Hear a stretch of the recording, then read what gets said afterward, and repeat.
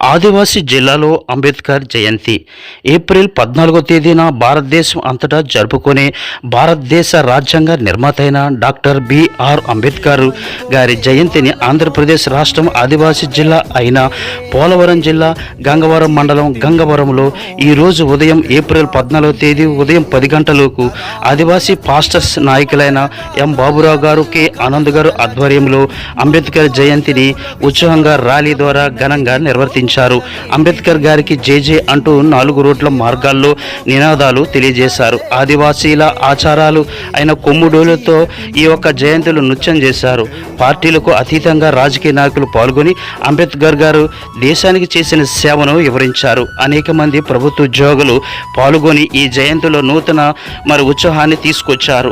ఎం బాబురావు గారు మాట్లాడుతూ ప్రతి ఒక్కరూ అంబేద్కర్ వలె దేశానికి సేవ చేయాలని అన్నారు. కె ఆనంద్ గారు మాట్లాడుతూ దేశం నాకేమి చేసింది అన్నది ముఖ్యం కాదు, దేశానికి నేనేమి చేశాను అన్నది ముఖ్యం. ఈ రోజున భారతదేశం భౌగోళికంగా, రాజకీయంగా, ఆర్థికంగా, సామాజికంగా, మత సామరస్యంగా అభివృద్ధి జరిగింది అంటే అది అంబేద్కర్ రాసిన రాజ్యాంగము అన్నారు. ప్రతి ఒక్కరూ నిస్వార్థంగా జీవిస్తూ దేశానికి సేవ చేయాలని అన్నారు.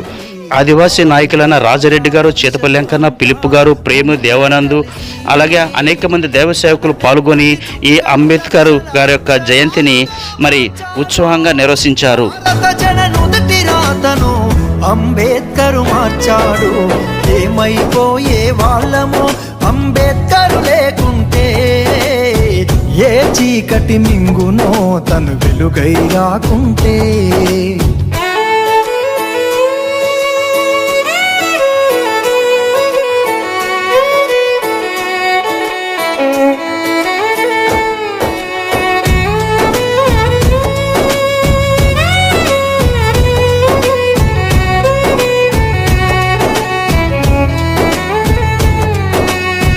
రాజ్యాంగం అణువు అణువులో